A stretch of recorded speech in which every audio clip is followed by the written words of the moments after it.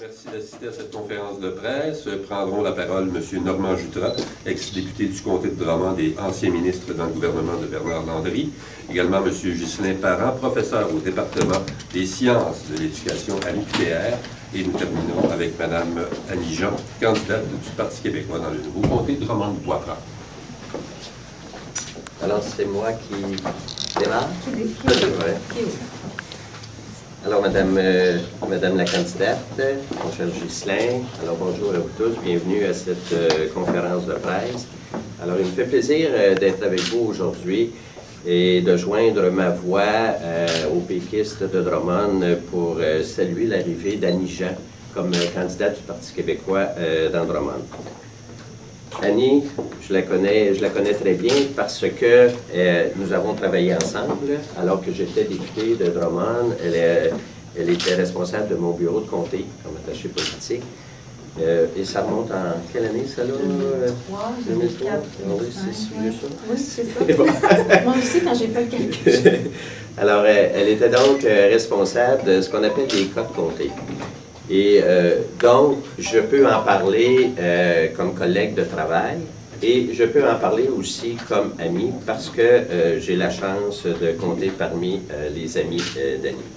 Alors, d'abord, comme attaché politique, et je pense que ça dit beaucoup de choses, j'ai vu Annie à l'œuvre et ce que je peux dire, c'est que c'est une femme qui a un bon esprit de travail, qui est vaillante, qui est à l'écoute, parce que pour s'occuper des cas de comté, il faut être à l'écoute. On reçoit, il y a toutes sortes de cas qui nous sont présentés dans un bureau de députés, et avec ces gens-là, il faut donc avoir une grande capacité d'écoute. Mais ce qui est important aussi par rapport au travail dans un bureau de député, c'est de bien faire le suivi. Et j'ai pu constater que Annie, parce que moi, j'étais souvent à Québec, Annie avait beaucoup de responsabilités dans le bureau de comté.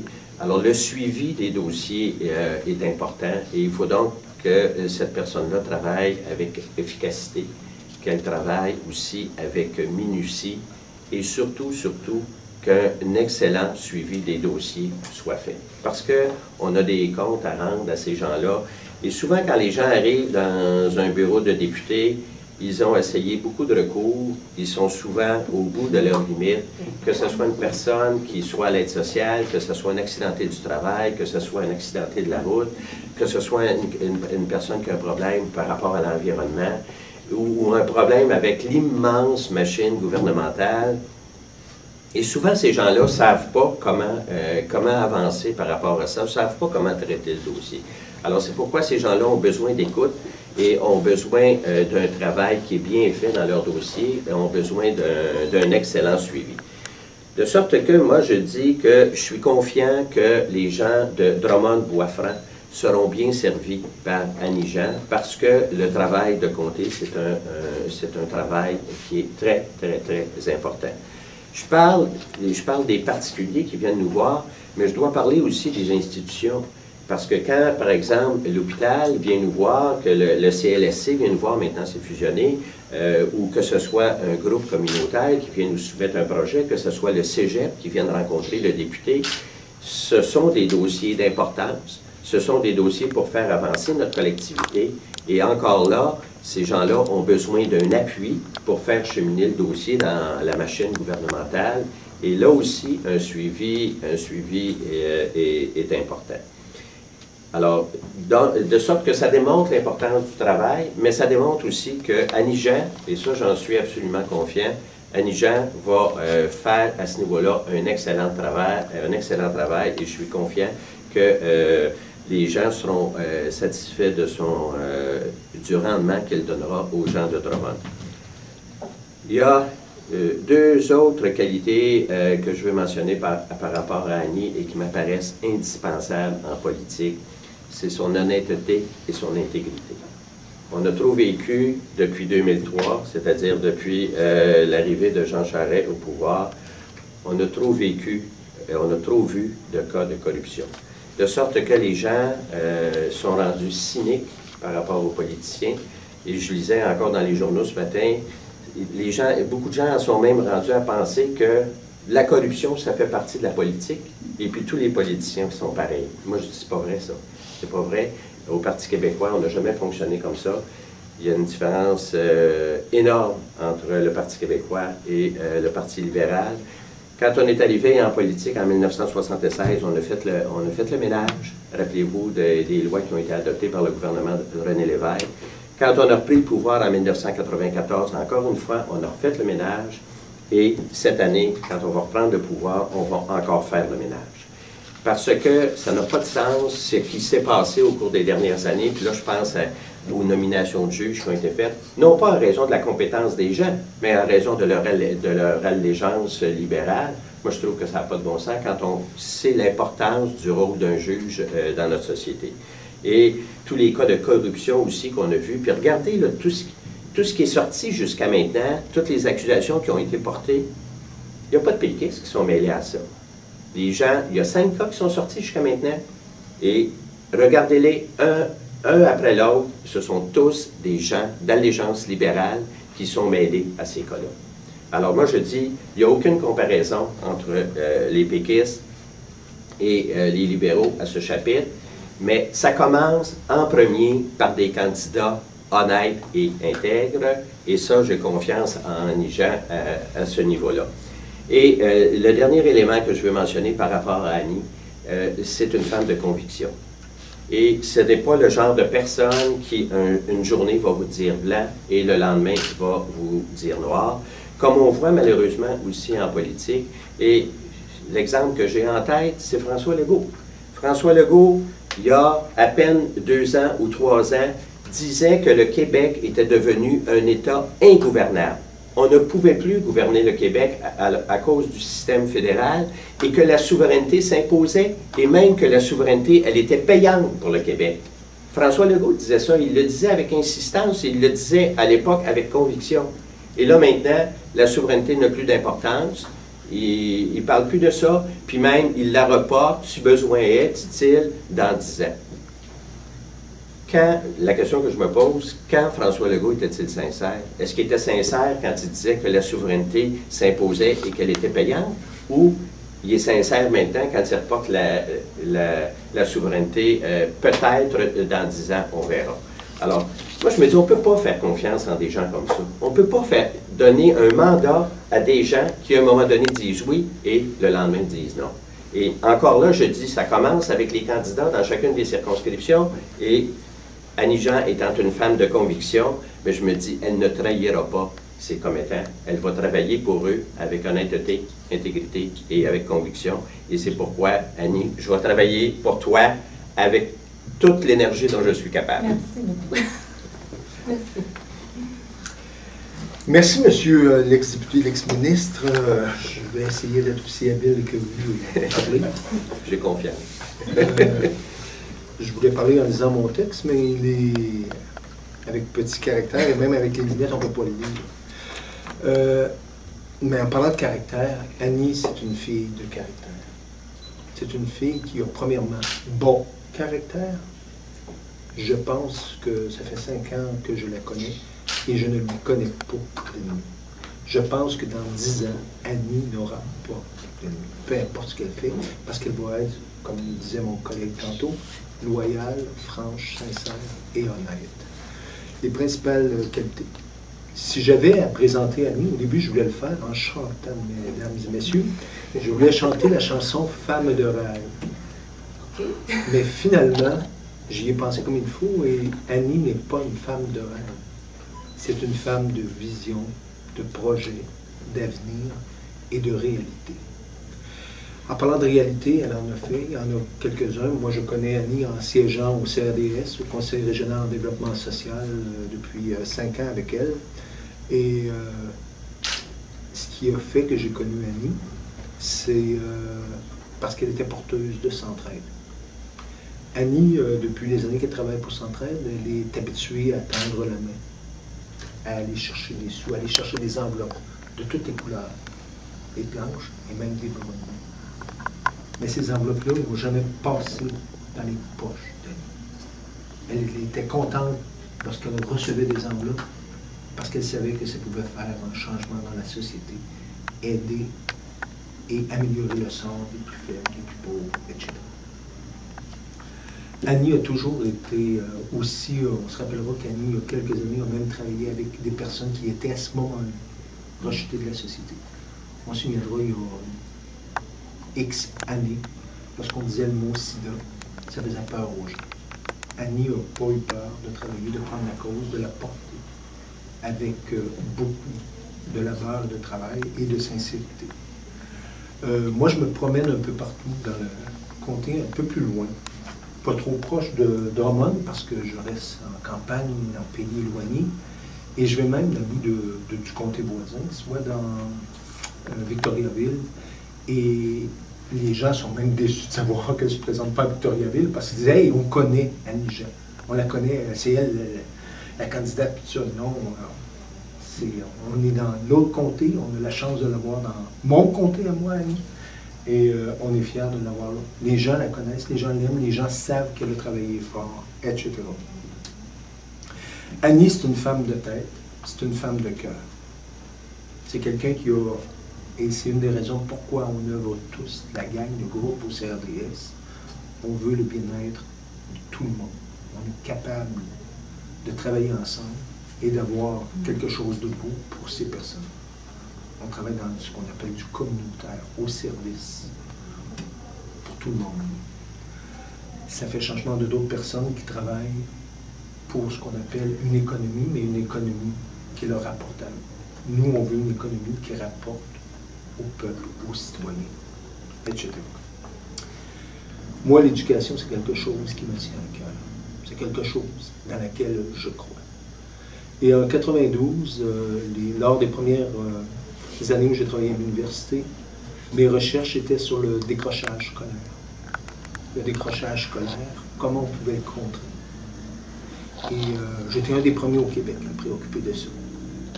On avait même un bon gouvernement libéral dans ce temps-là et qui avait comme priorité de contrer le décrochage scolaire. Fait que j'ai eu l'occasion de faire plusieurs recherches. Et parmi ces recherches-là, ça montrait clairement que si il y avait une augmentation des frais de scolarité, les jeunes étaient pour décrocher et il y aurait moins de jeunes qui étaient pour fréquenter l'université. Ça fait que j'étais extrêmement scandalisé de voir l'augmentation de 75 %. Ça me rendait très malheureux. Je ne pouvais pas croire qu'on pouvait faire ça. J'avais reçu même de très belles félicitations du gouvernement libéral dans le temps pour mes recherches qui avaient été aimées et appréciées.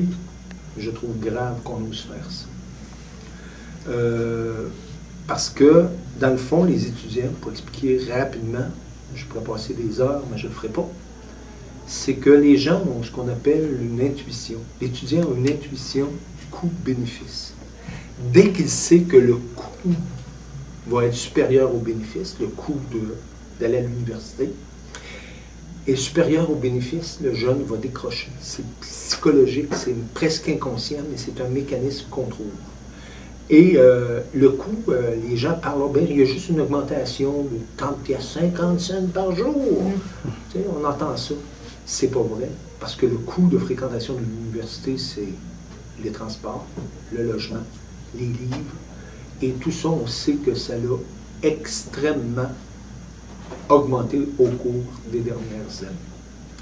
Je trouve que c'est, et en plus, étant un tenant de la liberté citoyenne, de l'expression des gens, et je suis aussi celui qui donne dans mes cours universitaires le cours sur la Charte des droits et libertés du Québec, la personne.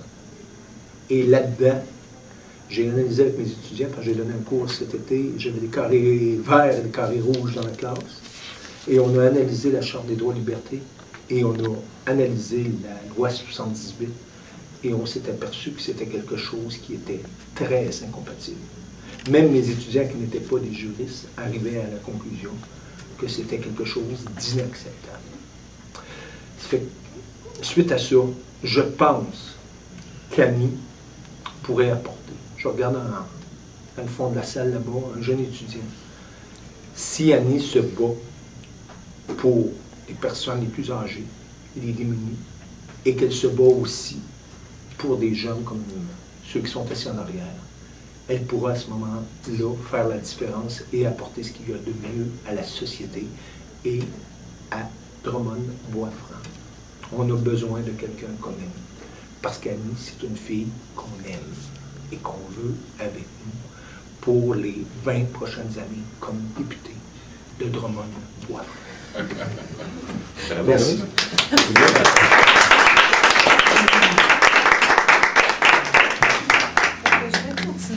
Là-dessus, écoutez, merci infiniment pour ce que vous avez dit. Ça me rend un petit peu mal à l'aise d'être comme là coincée, là. Mais on ne sait jamais quelle image on projette et qu'est-ce qu'on reste, qu'est-ce que les gens voient de nous et de constater que les gens nous apprécient à ce point et qu'ils disent des choses comme ça sur nous, c'est motivant, c'est rassurant aussi parce qu'on sait qu'on va être appuyé. Puis je vous remercie infiniment d'être ici aujourd'hui avec moi. Pour ce lancement de campagne, c'est une journée spéciale. Je suis fébrile, je ne vous cacherai pas. Je suis très heureuse aussi parce que c'est un lancement officiel. Hier, Mme Marois nous a fait l'honneur de sa visite, de son passage. Mais en fait, le lancement officiel, c'est aujourd'hui. Un lancement officiel de la campagne électorale du Parti québécois dans Drummond-Bois-Franc. Et c'est un grand jour parce que c'est un nouveau comté et à l'heure actuelle, je pense que tous les espoirs sont permis pour que Drummond-Bois-Franc prenne les couleurs du Parti québécois le 4 septembre prochain. Maintenant, c'est à la population du Québec de choisir son prochain gouvernement. C'est à la population de Drummond-Bois-Franc de choisir son tout premier représentant à l'Assemblée nationale. Et c'est à nous de choisir ensemble quel chemin nous voulons prendre. Pour que le Québec retrouve, entre autres, la paix sociale, c'est urgent, la voie de l'enrichissement, mais de l'enrichissement pour les Québécois et non pas pour des intérêts étrangers, et le chemin de la liberté. Dans cette campagne, les gens ont le choix. Ils ont le choix, d'une part, entre le Parti libéral, qui fait mourir le Québec à petit feu, en vendant nos richesses naturelles à rabais, et en attaquant notre jeunesse qui représente notre avenir. Entre un parti libéral, dont les membres les plus influents sont, je dirais, on va être prudent dans nos mots, là. On pense, on présume qu'ils naviguent dans les eaux troubles de la corruption et dont la colonne vertébrale face à Ottawa, c'est une colonne vertébrale qui est molle et qui est gangrénée. Et que dire? Que dire aussi de la CAQ, qui mise sur le démembrement de l'État en attaquant nos institutions, des institutions qui ont été, entre autres, beaucoup construites par le Parti québécois, des institutions qui font du Québec une société qui est axée sur la justice, sur le partage et l'équité, et qui font du Québec une société distincte. Pour ma part, je m'engage dès maintenant à faire de ma campagne une campagne qui va miser sur les idées et qui va permettre à mes concitoyennes et concitoyens de faire un choix éclairé le 4 septembre, de faire un bon choix, de faire le choix du Parti québécois. Donc, le thème de la campagne, vous l'avez entendu dans les derniers jours, Mme Marois l'a annoncé, à nous de choisir. C'est un thème que je considère comme rassembleur et comme mobilisateur. C'est à nous de choisir ensemble la voie positive. Et là, je le dis carrément parce que je le pense, la voie positive qu'offre le Parti québécois, pour qu'on puisse construire les bases d'une société axée sur l'intégrité et sur l'honnêteté, qui sont les fondements même de la démocratie et de l'enrichissement dans toutes les nations. Le Québec est une nation de cœur, sa population est de cœur aussi, et le gouvernement du Parti québécois agira avec cœur et responsabilité pour faire avancer le Québec vers un statut d'une véritable nation. Il l'a déjà fait quand il était au pouvoir, il le fait même en étant à l'opposition, en défendant les intérêts du Québec face à l'attitude d'un gouvernement libéral, en guillemets, corrompu. Je suis donc fière de faire partie de cette magnifique équipe qu'est le Parti québécois. J'ai été hier au grand rassemblement à Montréal. J'ai rencontré ce qu'on appellerait les vedettes. Hein? On en a présenté des vedettes, Jean-François Lisée, Pierre Duchesne, Jamila Benhabib, Annie Jean. Ouais. Mais ce que j'ai constaté, en venant, je suis revenue avec Mme Marois dans son autobus, elle est arrêtée ici. Et je ne suis pas, à proprement dit, une vedette comme les autres.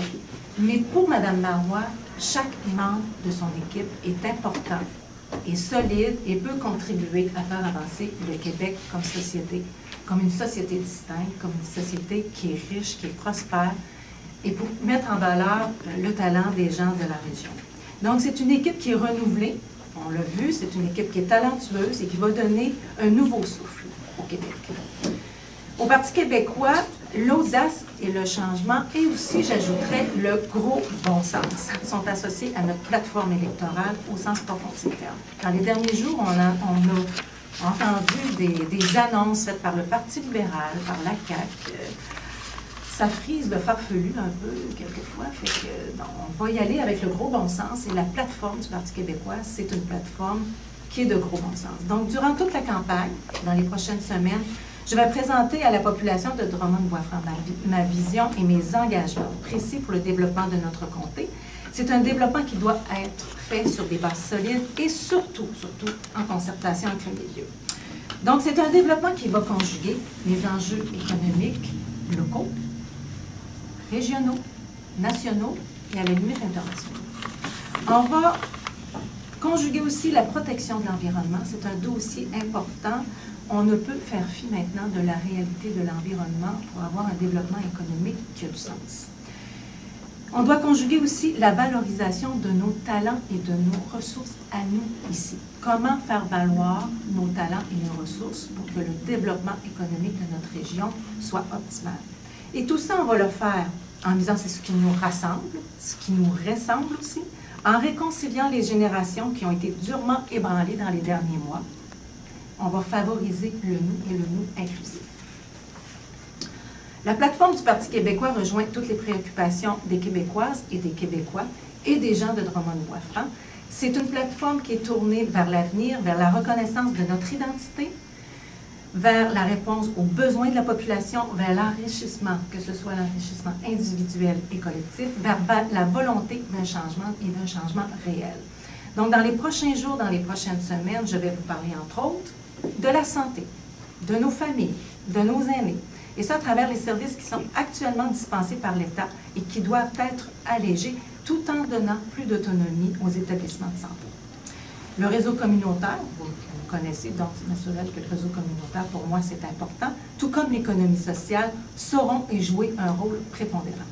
Je vais vous parler d'éducation et de la formation pour favoriser la richesse individuelle et collective. Et en ce sens, déjà, je m'engage à continuer le travail d'Yves-François Blanchet dans le dossier du campus universitaire pour que ce dossier-là se concrétise. C'est important, la région du centre du Québec est une région administrative au plein sens du terme. On n'a pas d'agence de santé, malgré tout le travail qui a été fait par M. Jutras quand il y a eu la fondation de la région. Exactement. On n'a pas d'agence de santé, mais on peut avoir un campus universitaire. C'est important de l'avoir. Il y a eu une croissance démographique importante. Il y a beaucoup plus de jeunes familles qui vont avoir des enfants et qui vont avoir des enfants qui vont pouvoir fréquenter l'université à côté de chez eux. Donc, de faire le voyage en Victoriaville et Drummondville. Puis Drummondville, c'est quand même un axe important puisque c'est situé vraiment en parallèle avec l'autoroute 20 et l'autoroute 55. C'est l'endroit idéal pour mettre un campus universitaire et qui soit accessible aux gens qui viennent un peu de l'extérieur, comme entre autres de Saint-Hyacinthe, de Trois-Rivières ou de Victoriaville. Je vais vous parler aussi de notre identité, de notre langue, de notre culture, j'ai la langue qui fauche, là, de notre culture, entre autres pour affirmer nos talents régionaux. Et je peux vous assurer qu'il y en a des talents régionaux au centre du Québec et dans Drummond-Bois-Franc. Avec mon travail chez Centraide, j'ai pu visiter l'ensemble de la région, il y en a beaucoup. On va leur donner les moyens de se développer et de se promouvoir ici et au national. Et quand on parle d'identité, on parle aussi d'intégration des immigrants. Drummondville connaît depuis une dizaine d'années un accueil, une augmentation importante et un accueil important des nouveaux arrivants qui viennent de l'étranger, beaucoup. Et ce que j'ai constaté, c'est que les services de francisation intensifs sont nettement insuffisants pour répondre à la demande. Et je vais faire de ce dossier un dossier prioritaire. On va parler aussi d'agriculture, d'agrotourisme, pour mieux développer et valoriser le savoir-faire de nos agriculteurs et de nos artisans régionaux, à travers ce que j'appelle l'agrotourisme et une offre touristique accrue.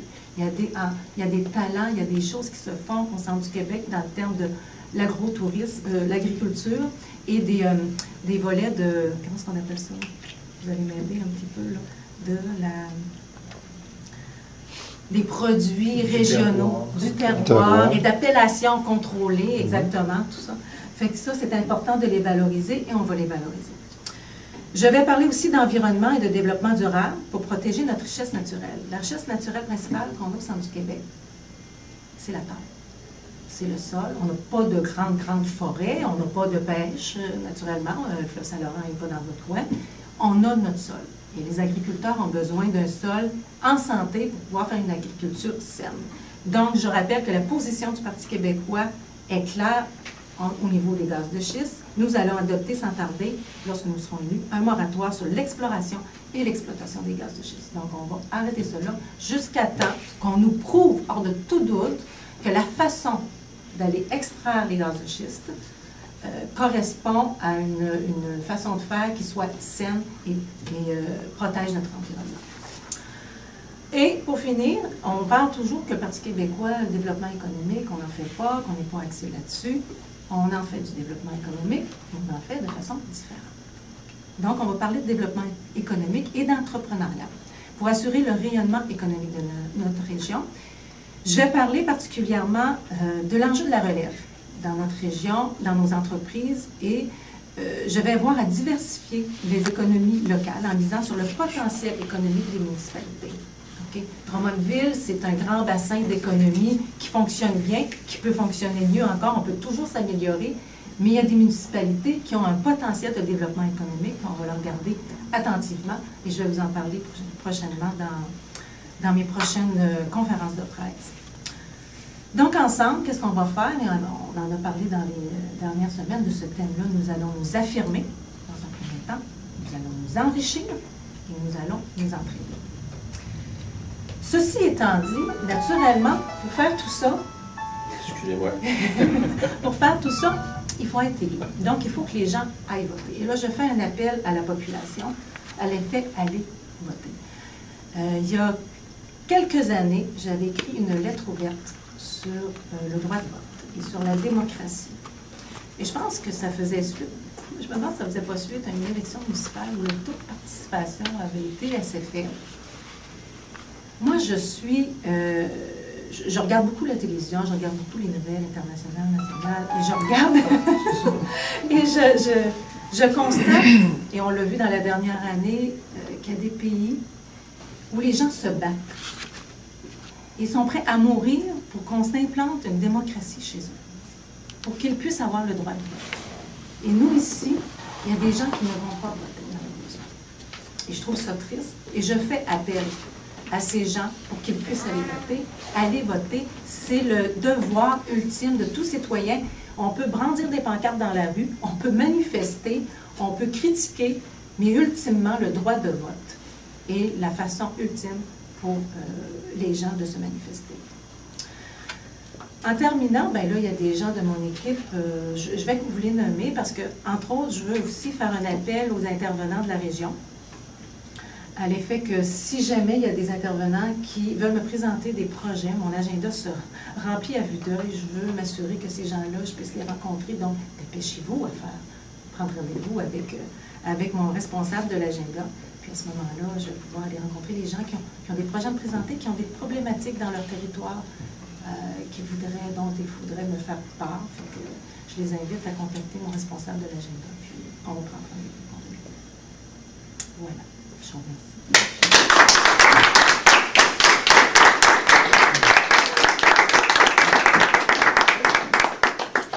Merci beaucoup. Il y a des questions?